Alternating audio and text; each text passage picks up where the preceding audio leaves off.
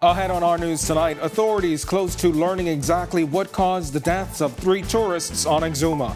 Plus, they're not saved, they're not sanctified, and they're not full of the Holy Ghost. Rodney Moncur hits back at critics over recent government appointment.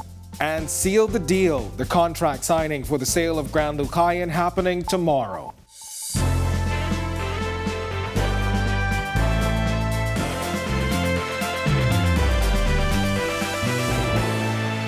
Welcome to our news and thanks for joining us. I'm Candino Knowles. The autopsies of 3 American citizens who died at Sandals and Exuma are completed, according to the Deputy Prime Minister. Berthany McDermott has the latest.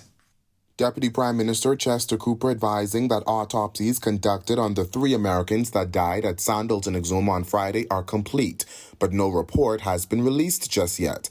It remains unclear how the Americans died. The matter has been the subject of public speculation over the last several days and has attracted international media attention. Yesterday there was an autopsy that was completed.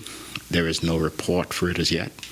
As the Commissioner of Police rightly pointed out, there has to be some toxicology lab work, and that is being expedited as quickly as it can be done. Health Minister Dr. Michael Darville is expected to return to the island with a team to do some additional work. Blood samples were taken from the 3 Americans and sent to a lab in Philadelphia for examination, with results expected within 7 days. The deceased were identified as 68-year-old Michael Phillips, 65-year-old Robbie Phillips from Tennessee, and 64-year-old Vincent Chiarella from Florida. Police Commissioner Paul Roll said Chiarella's wife, who was found alive, was in hospital in Florida yesterday, still in serious condition. Cooper said he spoke to the families of the victims. We have provided candid answers as much as we have, and we have been forthright with the families, and they appreciated the fact that they have been able to get the answers that we do have. The DPM added that Sandals hasn't seen any major cancellations following the incident, adding that forward bookings remain strong. Based on what we see overall in terms of queries from the international community, I believe they understand that this is an isolated situation contained to the 2 villas in question, contained to this resort. As these were 3 United States citizens, the U.S. Embassy has been instrumental in this process.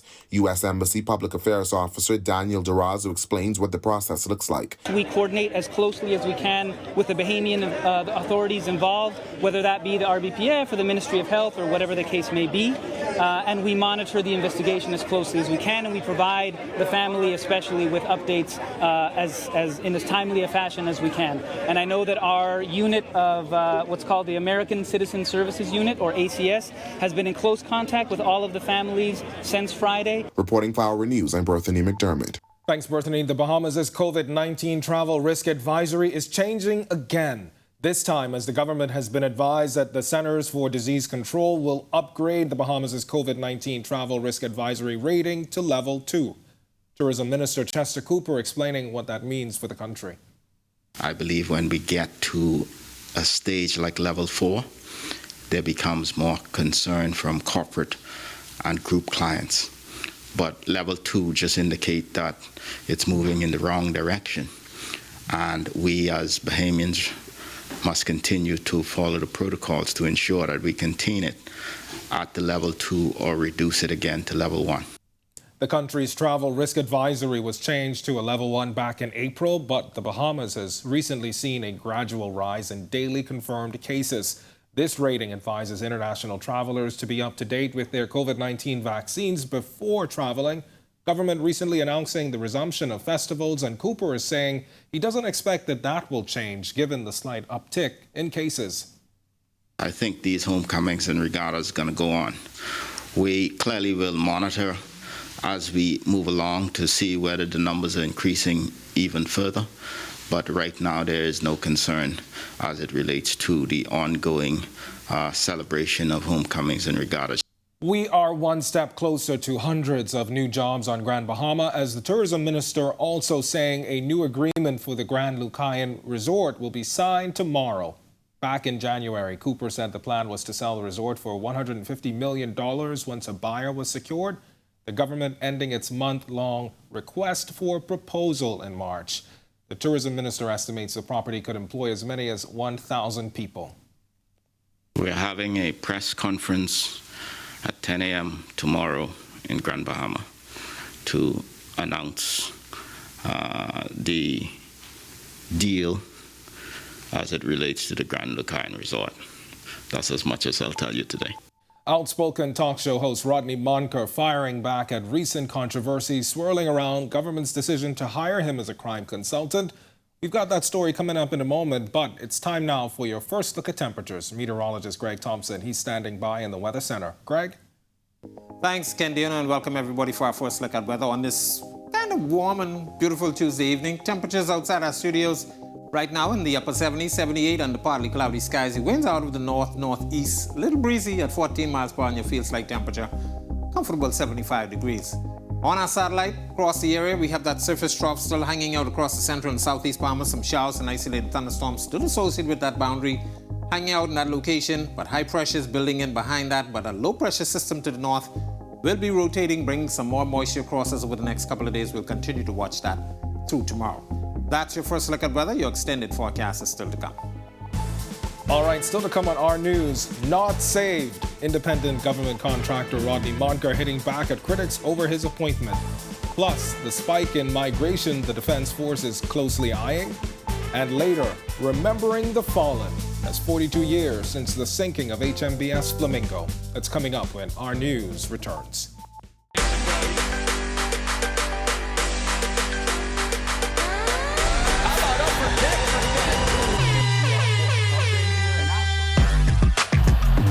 Got size at 6'5".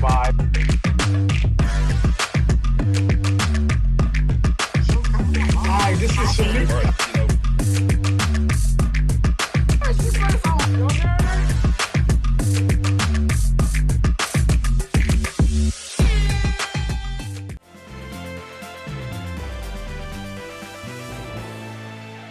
Outspoken talk show host Rodney Monker on the defense today, firing back at the recent controversy over government's decision to appoint him as an independent contractor in the Ministry of National Security. Jasmine Brown reports. The one-time member of Parliament hopeful and former senator turned talk show host addressing the criticism weeks after it was revealed he was hired by the Ministry of National Security as a consultant on crime. I think they're not saved, they're not sanctified, and they're not full of the Holy Ghost. See, I'm an uneducated man among educated people who are dumb. So they run on, and then they don't know what they're saying. And the problem is they wouldn't come and speak to me. Monker was asked about his qualifications for the post and exactly when he was hired. This was his response. I've been working for the country before you were born. So you can say I was working for national security before you were born. I've been working before the PLP came to power, and I've been working since they came to power. Former Prime Minister Dr. Hubert Minnis raised the issue in the House of Assembly in April and questioned if Monker was making a $60,000 a year salary with benefits. Both the National Security Minister and Prime Minister Philip Brave Davis have defended Monker's hire. Prime Minister Davis has said it is not a conflict of interest, despite the fact that Monroe appeared on Monker's show as a recurring co-host for months when the PLP was in opposition. Monker agrees. As for what he hopes to achieve in his new post, I want to tell young people to say no to drugs. I want young people to stop smoking dope. I want young people to stop abusing cocaine. I want young people to be like me. I'm 65 and I've never smoked dope in my life. I'm 65 and I got one wife and 3 Negro children and 2 grandchildren. Reporting for our news, I'm Jasmine Brown. In other news tonight, the International Monetary Fund, in its latest Article 4 consultation report, continues to suggest the Bahamas increase value-added tax rate to the regional average of 15% and implement an income tax among other tax measures. Government, however, continues to hold firm to the belief that its own measures being implemented by the Revenue Enhancement Unit will correct the country's fiscal course for the moment. In this latest report, and which has been a theme in their reports, they always are more conservative as to how much money you can actually get from improved administration. We think that we can get a substantial amount of funds by improving our collection. They tend to think that there's a limit to that, and you need to put in new taxes. Inflation caused by both Russia's war in Ukraine as well as the ongoing COVID-19 pandemic continues to burden the pocketbooks of taxpayers. Al Keed is explaining government does not want to further burden Bahamians with the worry of new or increased taxes. Our view is coming out of the pandemic, putting in new taxes would be counterproductive because we're trying to grow the economy into recovery. So our view is that we focus on growing the economy, attracting investment, doing a better job of tax administration, and you've seen some steps towards that in terms of the new revenue enhancement unit. By attracting investment and growing the economy, we increase employment, which increases revenue in the economy. Meanwhile, RF Group is gearing up to host its 8th Economic Outlook on June 8th, with President Michael Anderson saying this has been the hardest outlook to plan given the many post-pandemic changes. However, Anderson says this one will be different. For most people, I said, trying to deal with change is hard. I think they need to try and understand how better to approach different things. And so as we bring speakers to bear on the conference, it's like, well, come and listen to how you might be impacted by, say, we are going to be talking about future work. So what happens when people go remote? What happens when people are working in a hybrid fashion? What happens to your business? If people are worried about where they might find work here, and they suddenly work in a hybrid space, they can work overseas from here. So there's a whole change in terms of how you work that's going to take place. The conference will take on a hybrid format this year with some presenters in the Cayman Islands and others from the Bahamas. RF Group of Companies CEO Gowan Bowe says the quality of the event is unmatched, while Alive Retail General Manager Patrice Thompson explains the reason behind the company's sponsorship. Our participation is largely around education. Is largely around advancement and saying elevating the debate and discussion. And so for our customers, our shareholders and other stakeholders and employees, we welcome them to participate in such events so that they are broadening their horizons and ultimately becoming part of the brain trust of the Bahamas. And so we thought it was a great opportunity to share knowledge and to be the communication sponsor for this event. Now, if you are interested in learning more about the upcoming forum, visit www.rfeoc, that's rfeoc.com. When our news comes back from the break, nearly 2,000 migrants captured. Find out the spike the Defense Force is closely monitoring. Plus, excitement builds for a tennis tournament this weekend. And later, remembering the fallen. 42 years since the sinking of HMBS Flamingo. The details when our news returns.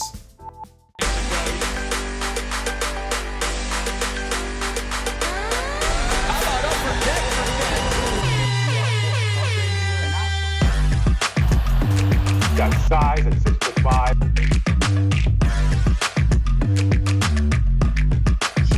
Hi, this is Shamika.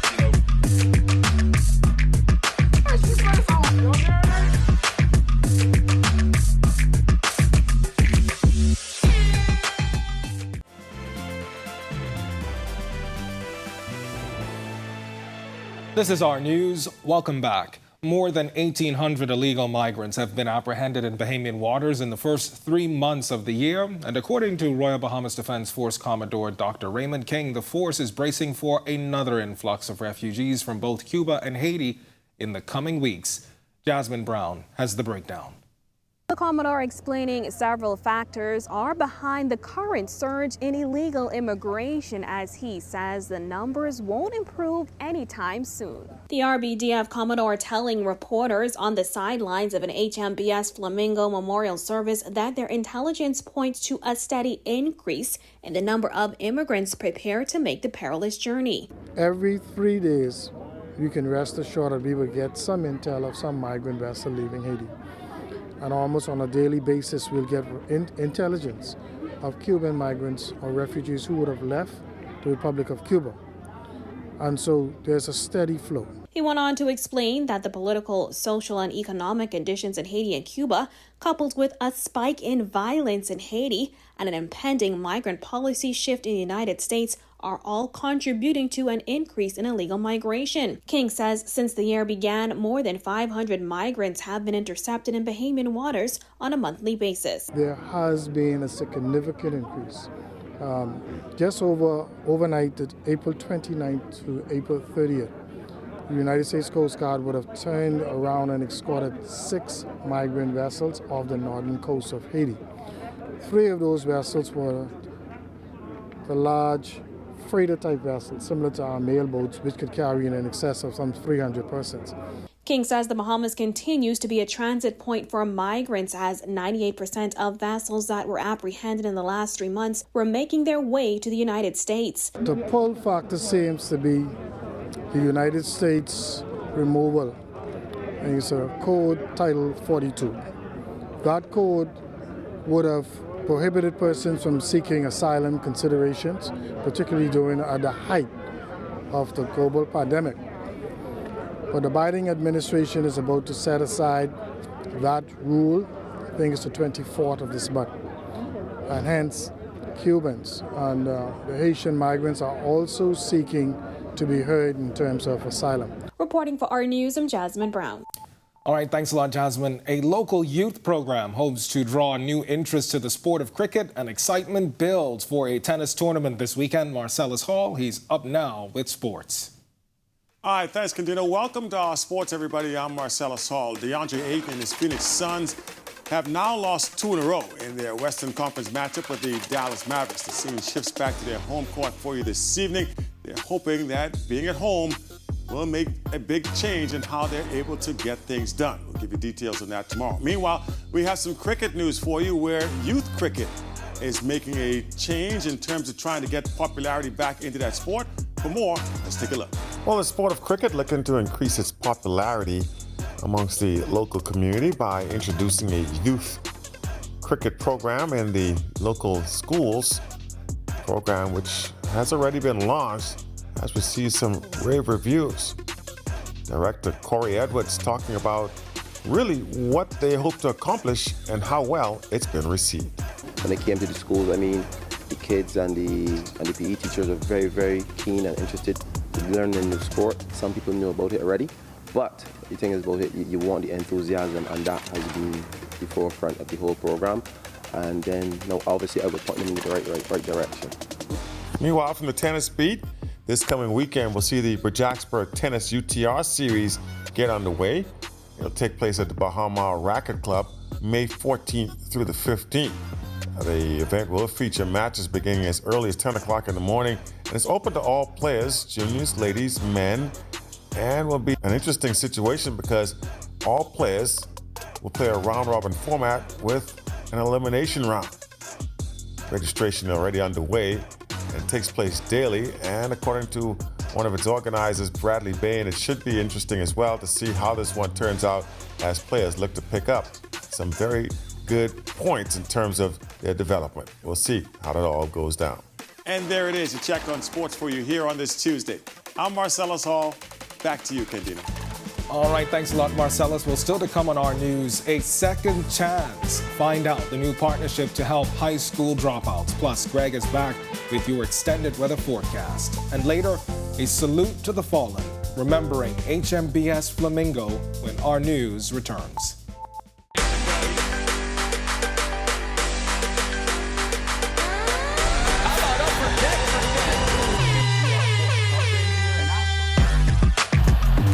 Got size at 6'5".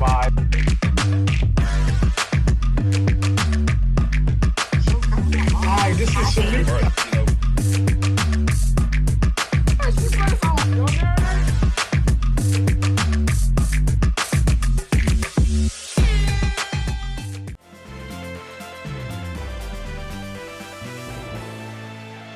Welcome back to our news. A Grand Bahama College is partnering with City of Freeport Council to launch a program to give high school dropouts a second chance.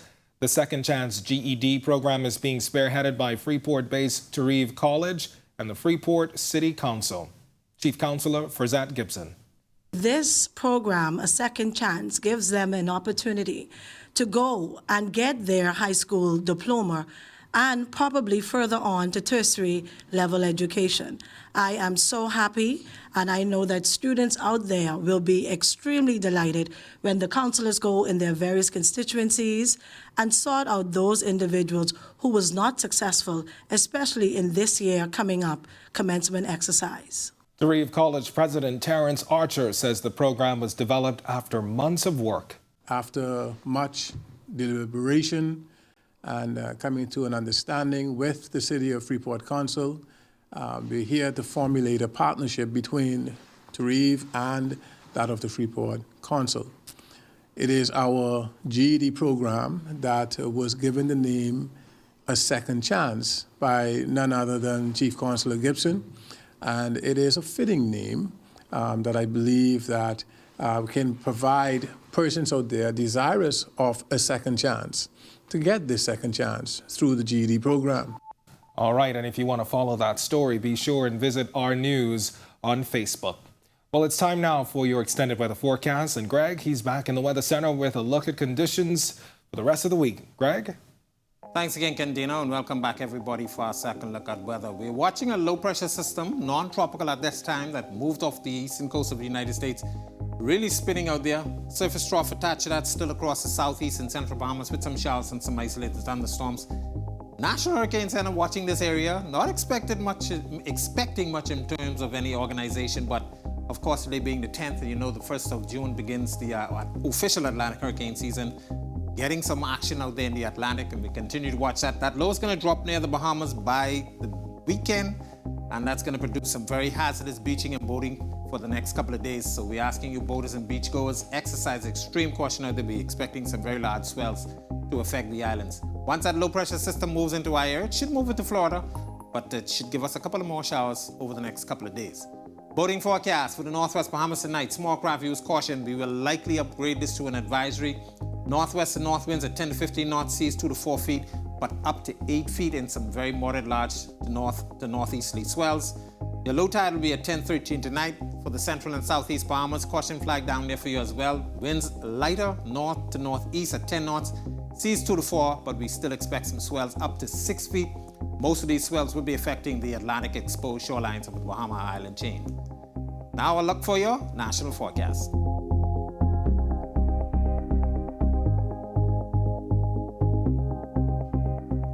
Over the next couple of days, we're expecting conditions to be a little wet tomorrow, but sunshine up until Friday. And as that low approaches it by the weekend, we expect some more showers in the forecast, possibly even some thunderstorms, and that should carry us into early next week.